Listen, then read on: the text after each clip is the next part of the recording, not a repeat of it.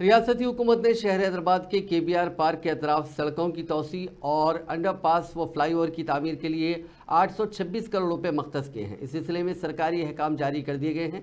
ज़राए के मुताबिक केबीआर पार्क के अतराफ 4 अंडरपास और 6 फ्लाईओवर की तामीर की जाएगी। इस तरह पार्क के अतराफ 6 जंक्शंस को तरक्की देने का फैसला किया गया।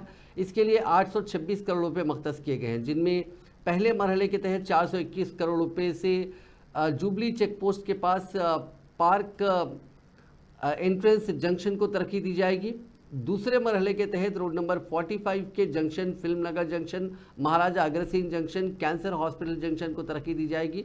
ज़राए के मुताबिक शहर हैदराबाद के अहम इलाकों में दाखिल होने के लिए इस पार्क से ही ट्रैफिक का गुजर होता है। खासतौर पर IT कॉरिडोर होके गच्चीबौली, माधापुर, हाईटेक सिटी, कुंडापुर, फाइनेंशियल डिस्ट्रिक्ट जैसे अहम इलाकों को जोड़ने वाला मकाम केबीआर पार्क है, जिसकी वजह से हुकूमत ने केबीआर पार्क के अतराफ करोड़ों रुपए से तरक्याती कामों को अंजाम देने का फैसला किया। इस फैसले से केबीआर पार्क के पास ट्रैफिक का मसला भी हल कर लिया जाएगा।